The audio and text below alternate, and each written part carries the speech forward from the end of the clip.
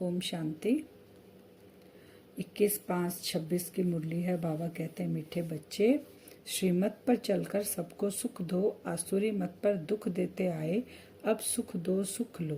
रावण के मत पर हमने दुख दिया है। बाबा कहते हैं, मेरी श्रीमत पर सबको सुख दो।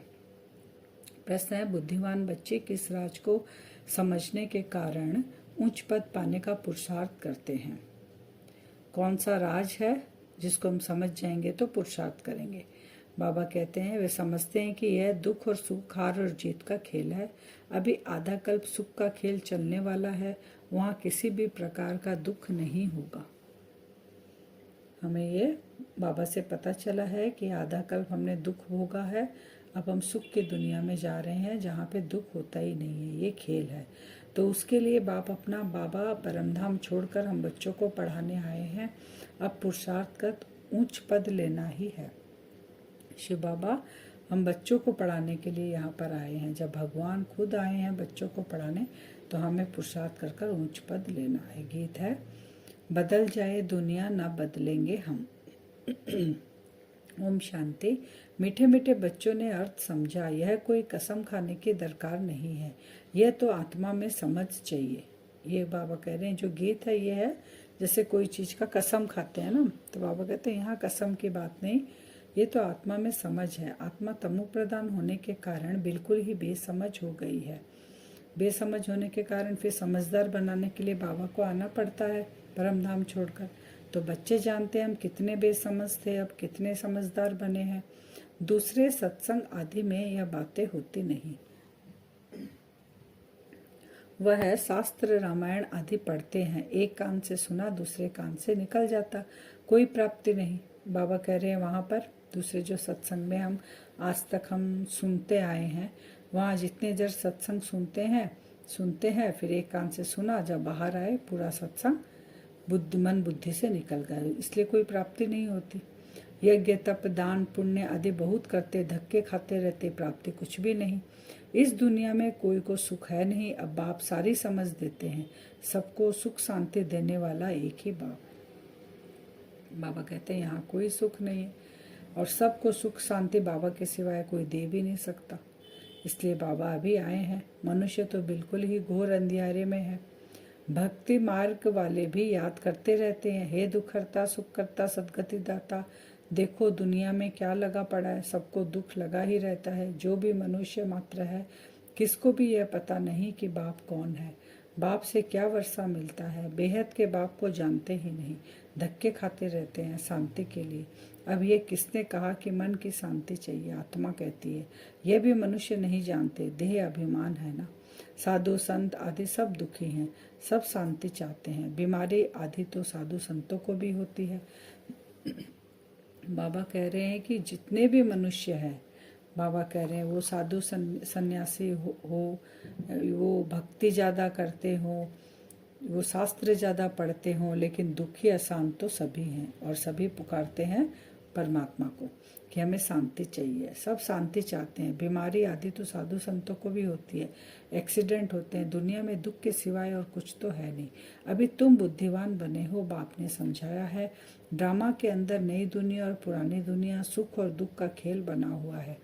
बाप ने तुम्हारी बुद्धि का ताला खोला है और सब मनुष्य मात्र की बुद्धि को गोदरेज का ताला लगा हुआ है। बाबा ने कहा, मैं तुम्हारी बुद्धि का ताला आकर खोलता हूँ। गोदरेज का ताला बाबा इसलिए नाम लिए हैं कि बहुत पक्का होता है, जल्दी से खुलता नहीं है। बाकियों की बुद्धि में अभी तक ताला लगा हुआ है, वो बाबा की बातें समझ नहीं रहे, निश्चय नहीं हो रहा, पहचान नहीं पा रहे। लेकिन जाने अनजाने दुख अशांति में, परेशानी में, बीमारी में उस परमात्मा को ही पुकारते हैं। तुम बच्चे अब समझते हो, इस ड्रामा में भारतवासियों का ही ऑलराउंडर पार्ट है। आगे तो तुम कुछ भी नहीं जानते थे, अब तो मूल वतन से लेकर सूक्ष्म वतन, स्थूल वतन सबको तुम जान गए हो। बाबा कहते अब तुम तीनों वतन को भी जानने लग गए हो। पहले कुछ नहीं जानते थे, तुमको सच्चा ज्ञान है। परमपिता परमात्मा हमको इन द्वारा पढ़ा रहे हैं। बाबा हमको त्रिलोक का सारा ज्ञान दे रहे हैं। यह है ही कांटों का जंगल। बच्चे जानते हैं अभी हम कांटों से फूल अर्थात मनुष्य से देवता बनते हैं। ये हमको अभी पता चला कि हम दुख देते थे सबको, रावण राज्य में थे तो कांटे थे, अभी हम सबको सुख देंगे। तो बाबा कहते हैं तुम क्या बन रहे हो, देवता बन रहे हो। यहाँ तो छोटे बड़े सब दुख देते हैं।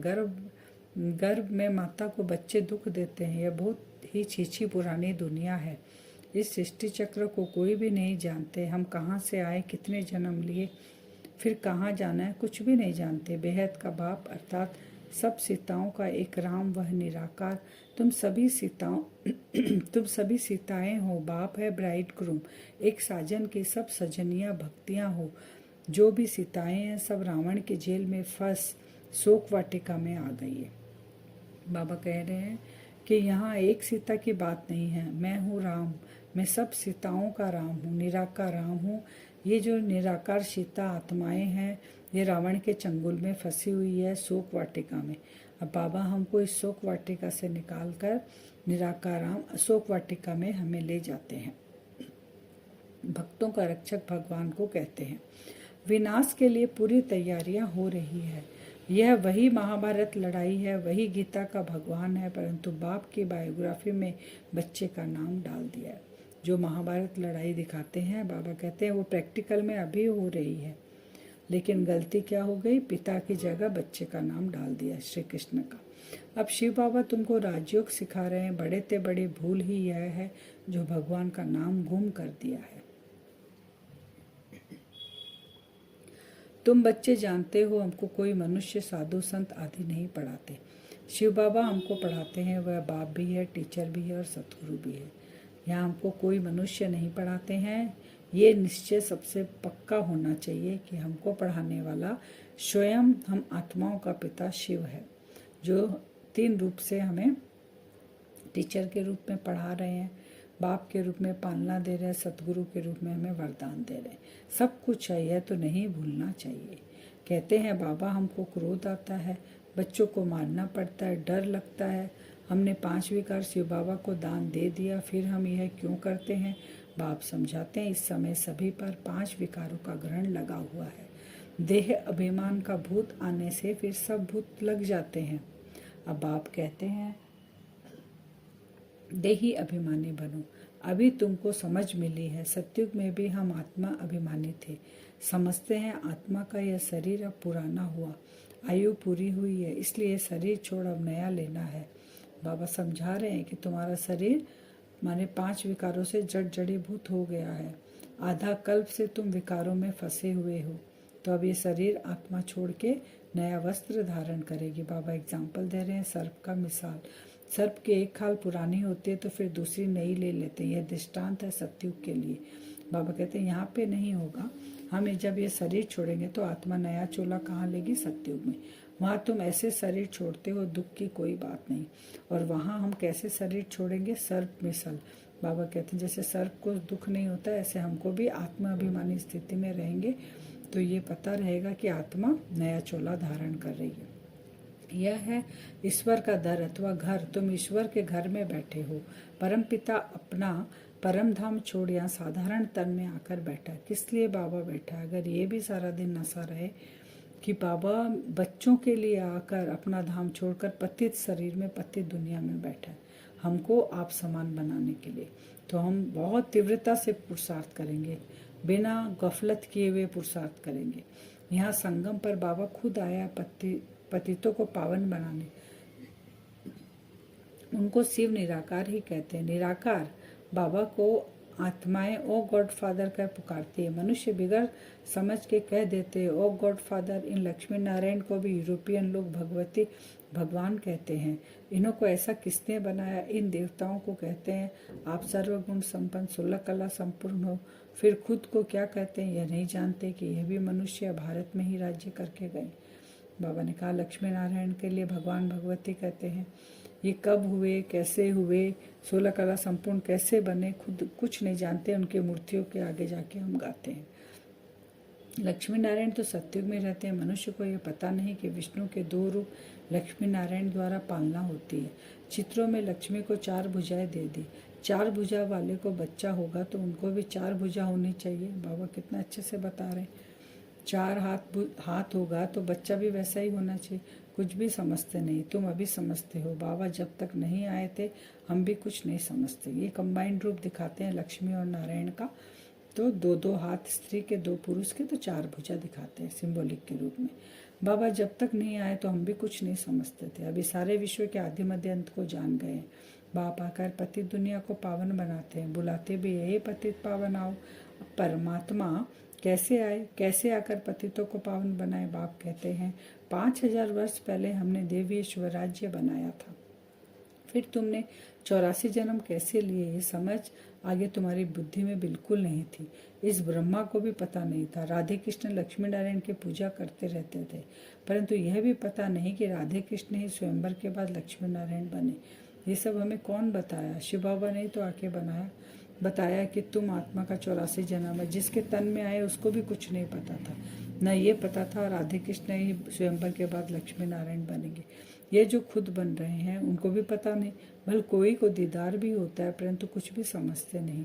अब साक्षात्कार दीदार होता है तो उसमें क्लैरिटी नहीं रहती ना, बस वो चित्र दिखता है कि हाँ इसका हमने साक्षात्कार किया, लेकिन बायोग्राफी के बारे में नहीं जानते। तो भक्ति की भावना अल्पकाल के लिए पूरी करने में साक्षात्कार कराता हूँ। यहाँ तो ध्यान दीदार की बात ही नहीं। बाप तो समझाते हैं साक्षात्कार में माया प्रवेश कर लेगी। अगर हम ज़्यादा साक्षात्कार में जाएंगे तो उसमें माया प्रवेश करती है। बहुत आकर कहते हैं हमको शिव बाबा का साक्षात्कार हुआ। अरे तुमको समझाया जाता है फायरफ्लाई कितना छोटा होता है, आंखों से देखा जाता है। आत्मा तो उससे भी छोटी बिंदी है, तो उस बिंदी को तुम देख सकते हो, समझ सकते हो। ये है शिव बाबा का असली साक्षात्कार। लेकिन दूसरा कोई रूप से में वो देखते हैं तो बाबा कहते हैं इससे कोई फायदा नहीं, इससे माया प्रवेश करती है। तुम बच्चे जानते हो अभी हम शिव बाबा की संतान है। सब ब्रह्मा कुमार कुमारियाँ शिव बाबा से वर्षा ले रही है। हमारी एम ऑब्जेक्ट ही ये है, स्टूडेंट है ना। तुम कहते हो बाबा से सहज राजयोग सीखने आए हैं, यह एम ऑब्जेक्ट है। ये हमारी एम ऑब्जेक्ट है क्या, कि बाबा से राजयोग सीखकर हम देवी देवता बनेंगे। आज का वरदान है करावनहार की स्मृति से सेवा में सदा निर्माण का कार्य करने वाले कर्मयोगी भव। हम कौन है? कर्मयोगी आत्मा है। हमेशा निर्माण बनकर कार्य करना है। करावनहार शिव बाबा है, ये स्मृति में हमेशा रहना चाहिए। कोई भी कर्मयोगी की स्टेज में परिवर्तन करो। सिर्फ कर्म करने वाले नहीं, लेकिन कर्मयोगी हैं। कर्म अर्थात व्यवहार और योग अर्थात परमार्थ, दोनों का बैलेंस है। कर्म अर्थात जो कर्म हम कर रहे हैं, व्यवहार में आ रहे हैं। योग किसके साथ है? परमात्मा के साथ। तो दोनों बैलेंस करके हमें कर्मयोगी स्थिति में कर्म करना है। शरीर निर्वाह के पीछे आत्मा का निर्वाह भूल न जाए। जो भी कर्म करो वह ईश्वरीय सेवार्थ हो। इसके लिए सेवाओं में निमित्त मात्र का मंत्र व करणहार की स्मृति का संकल्प सदा याद रहे कि मैं आत्मा कौन हूँ? करणहार, करने वाली हूँ, लेकिन मुझ आत्मा से कराने वाला करावनहार वो शिव बाबा है। ये याद रहेगा तो हम सेवा में निर्माण ही निर्माण करते रहेंगे। फिर स्लोगन है सेवा व संबंध संपर्क में विघ्न पड़ने का कारण है पुराने संस्कार, उन संस्कारों से वैराग्य हो। विघ्न कब पड़ते हैं? जब सेवा में हम निकलते हैं, पुराने संबंध संपर्क और पुराने संस्कार विघ्न डालते हैं, तो उनसे जब वैराग्य होगा तो सेवा हम कर पाएंगे। अव्यक्त सारे सदा अचल अडोल एक रस स्थिति का अनुभव। सभी से श्रेष्ठ तख्त बाप दादा के दिल तख्त नसीन बनना है। इससे बड़ा तख्त और क्या है जो 5000 साल में अभी मिला है। लेकिन इस तख्त पर बैठने के लिए पहले अचल अडोल एक रस स्थिति का तख्त चाहिए। एक रस स्थिति के तख्त पर तब स्थित रह सकेंगे जब अकाल तख्त नसीन बनने का अभ्यास होगा।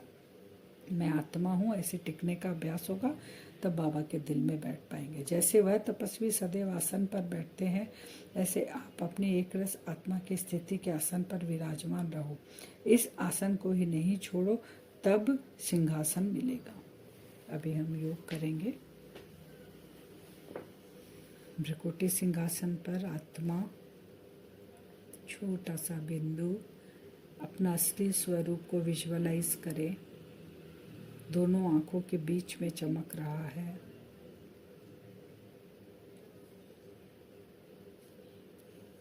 मुझ आत्मा का ये जो कॉस्ट्यूम मिला है, शरीर रूपी कॉस्ट्यूम, आत्मा इस शरीर के द्वारा ही सारा कार्य करती है। आत्मा करणहार है, शरीर द्वारा कार्य कराती है, और शिव बाबा करावनहार है। कानों द्वारा आत्मा सुनती है, आंखों द्वारा देखती है। हर कर्म के साथ विजुअलाइज करते रहेंगे, बाबा मेरे साथ कंबाइंड है। करावनहार बाबा है। देखिए भ्रकुटी सिंहासन में आत्मा के साथ शिव बाबा को कंबाइंड रूप में देखें।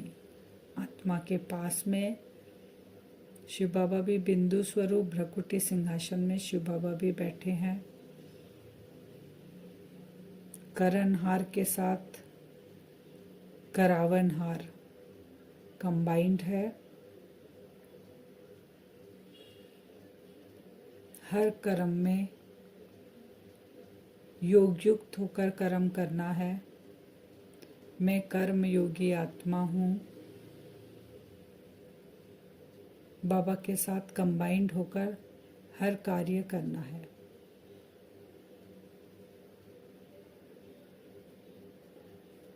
सारा दिन कल हम बाबा को भी भ्रकुटी सिंहासन पर बैठाएंगे, कंबाइंड स्वरूप कर कर छोटे से छोटे और बड़ा से बड़ा कार्य कर्मयोगी स्थिति में स्थित होकर करेंगे। अपने आप को करणहार समझेंगे, करावनहार शिव बाबा है।